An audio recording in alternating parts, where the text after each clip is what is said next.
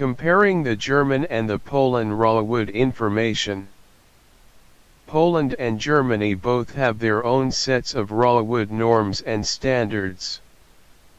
In Poland, the main standard for raw wood is the Polish standard PNR 04032, which sets requirements for wood quality, dimensions, and moisture content.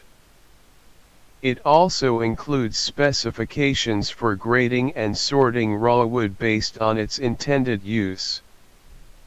In Germany, the main standard for raw wood is the DIN 4074 standard, which covers the grading, dimensions, and strength properties of solid structural timber. This standard also includes requirements for visual grading and machine strength grading of raw wood. Both countries have their own grading systems for raw wood, with different grades corresponding to different levels of quality and suitability for specific uses.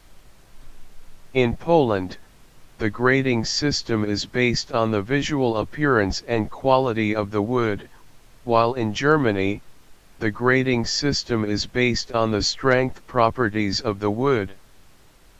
Overall, the raw wood norms in Poland and Germany are similar in their focus on quality, dimensions, and suitability for specific uses. However, there may be some differences in the specific requirements and grading systems used in each country.